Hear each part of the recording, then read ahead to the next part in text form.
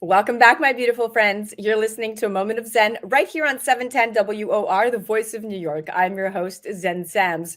Up next in our Business and Buzz segment, brought to us by Revere Securities, we are featuring the legendary Les Brown, one of the world's most renowned motivational speakers. Today, we're chatting about the power of words and how if you speak it, can it actually manifest.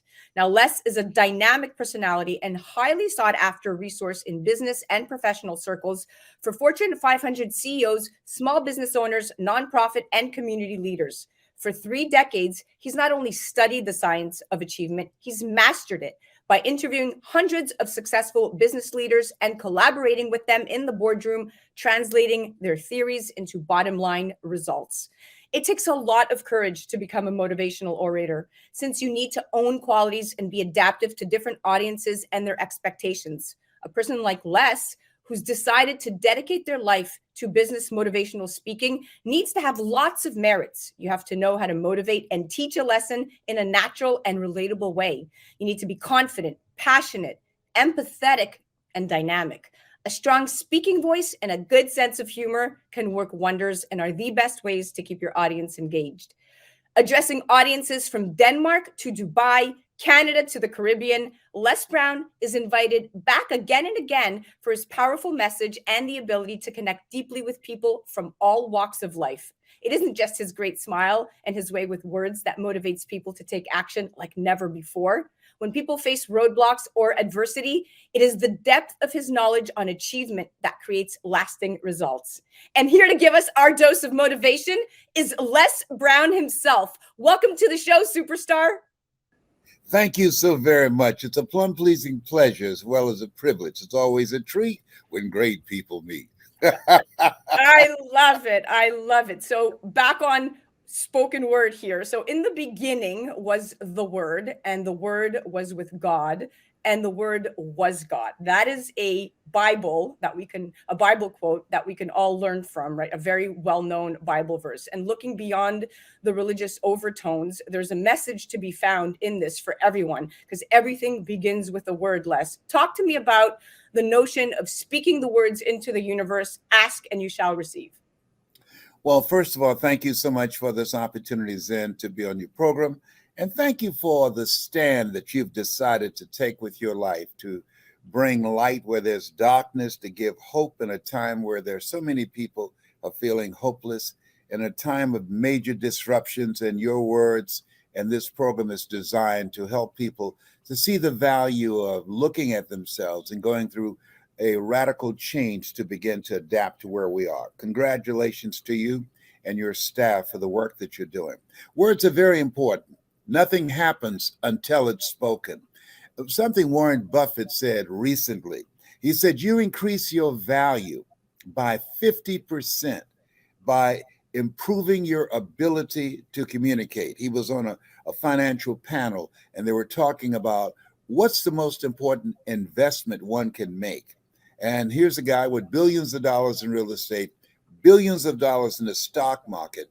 And he said the most important investment you can make is in yourself. So when you begin to use your communication skills, hold a vision of what you want to achieve, and back that up with effort, nothing works until you work, then the possibilities are unlimited. I couldn't agree more, because words consist of vibration and sound. It's in these vibrations that create the very reality that surrounds us. So words are the creator of our universe, our lives, our reality. And without words, a thought can never become a reality, to your point. And this is something that we have seen throughout history, and as far back as the Bible, which writes of God, right? Whatever the word may mean to you, saying, let there be light, and as a result, creating light. So if our words and thoughts are the very tools which we create our reality, then surely they are our most powerful tool yet. So we should only pick the very best words in order to create our very best reality. Well, without any question, but I have to inject in here words backed up with action.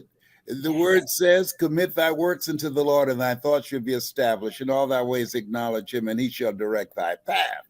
You can speak all the words you want, but if you're not willing to work, if you're not willing to roll up your sleeves and learn everything that you can, if you're not willing to learn, no one can help you. If you're willing to learn, no one can stop you. And as you speak these words to begin to dismantle your current mental conditioning so that you have a vision of yourself beyond your circumstances and mental conditioning, and back that up, working tenaciously in the direction of what it is you want to create for yourself.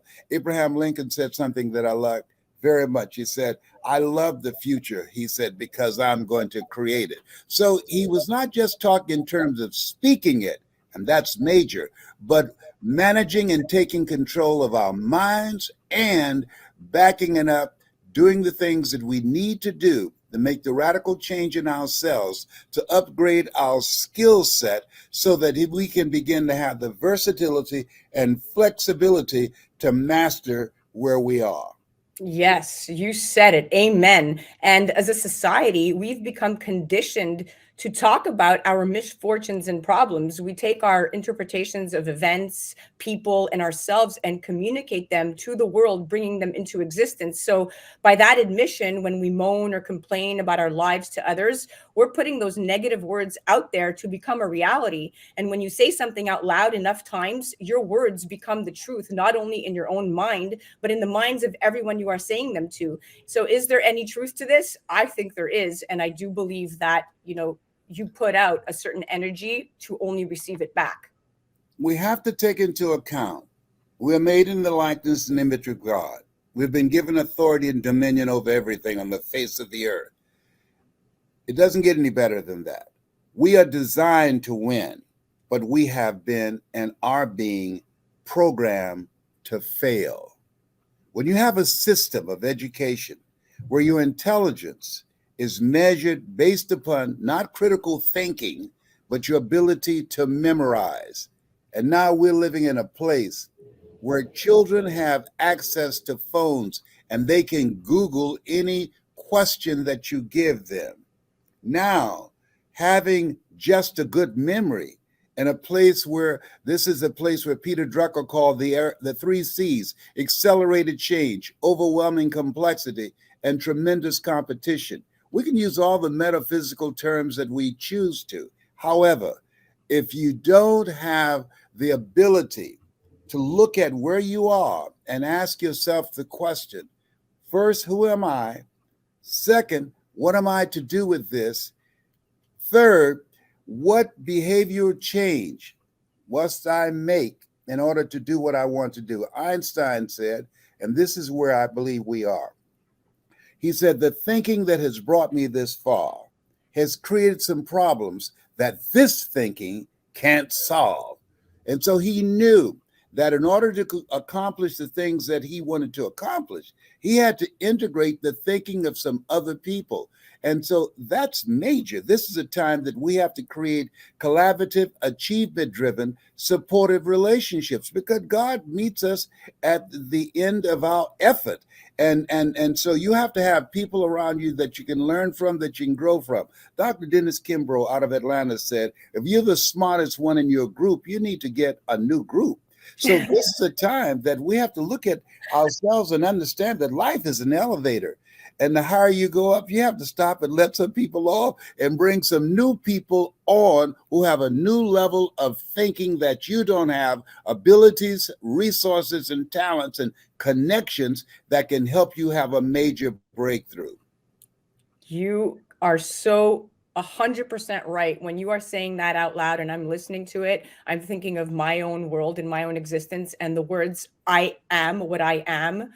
I repeat those often, right? And because they affirm who you are, your dreams, right? Your hopes and your successes with two of the most powerful words that a person can ever utter. I am. So in the morning, I had a coach in acting school. I went to Lee Strasberg, and he always used to say these two small but incredibly powerful words should be considered the most precious words that you have in your entire vocabulary, because how we end the sentence I am defines who we are to ourselves and to everybody around us. So when you say I am fat, I am lazy, I am shy, or I am beautiful, I am confident, I am successful, I am happy, this is the exact truth that you are creating for yourself. It doesn't even matter if there is any truth in the words that you are saying. How you finish those two little words is how you define your reality. So why not choose a higher expression for yourself and remind yourself of what you are and what you wish to be by starting each morning with a positive affirmation, beginning with those magical words, I am. And that was a lesson that has stayed with me forever. But it reminds me of what you're talking about.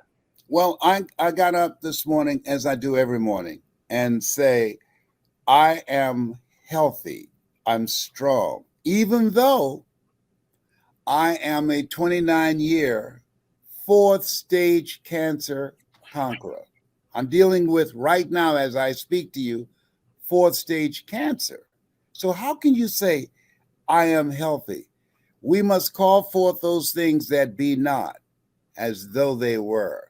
When we say I am and back it up with something positive and hold the vision and do the work and have a spirit of expectation that it will happen, we're literally programming ourselves. Is an area of thinking that you're familiar with. It's psychoneuroimmunology, psycho the mind, neuro the nervous system, immunology, our immune system.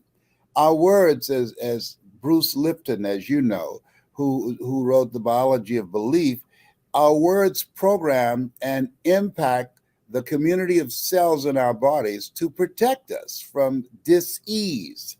Now, how can we practice better self-awareness? First of all, beginning to understand, judge not according to appearances. Remember the play Lion King, Simba, you're more than that which you have become. All right. We are stronger than we give ourselves credit for being. Our words are a reflection of our thoughts and our actions and the energy that we put into each step that we are taking, moving our lives forward. So we want to create an experience for ourselves in our mindset, regardless of our situation. Don't buy into what's happening to you. Elsie Robinson said, things may happen around you and things may happen to you, but the only things that really count are the things that happen in you. And that's what we can control.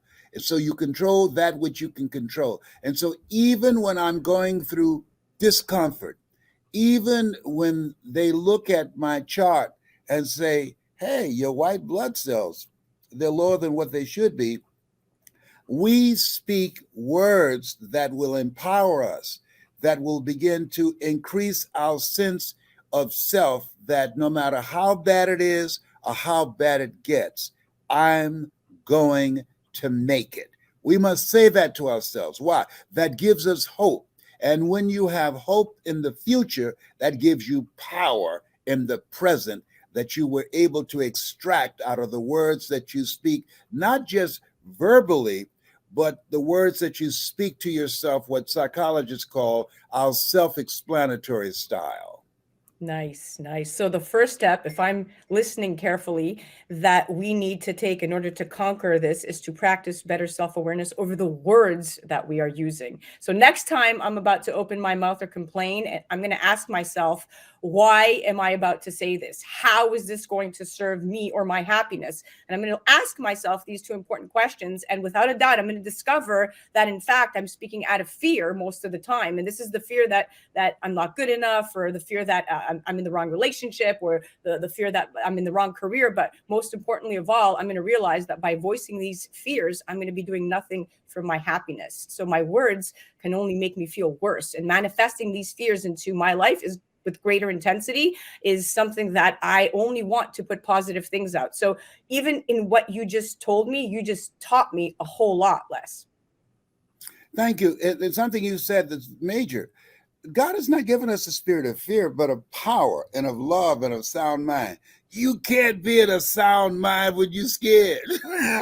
Okay. That's right. Right. So if you look at the word fear, most people in a fearful situation, they forget everything and run. But there are others like you, Zen, and people who listen to your program. They face everything and rise. Come on, That's right. somebody. That's right. That's right. So I'm going to choose words bravely, consciously, and lovingly. I'm always going to speak from a place of love for myself and for my life and for others, because I know that my words equal my world. So I'm going to use them wisely. That's what I learned from you today. Oh, thank you. And I learned the fact that who you are behind the words are far more important than the words that you speak. So true. Well, we're out of time, my dear friend. Thank you so much for coming on. It was such an honor having you. It's an honor to be here. Thank you. Continue to be who you are and continue to rise and create waves like other individuals like myself can follow you. Amen. You said it, brother. That was Les Brown. Check him out at lesbrown.com. That was our Business and Buzz segment brought to you by Revere Securities. You're listening to A Moment of Zen right here on 710 WOR, the voice of New York. We'll be right back.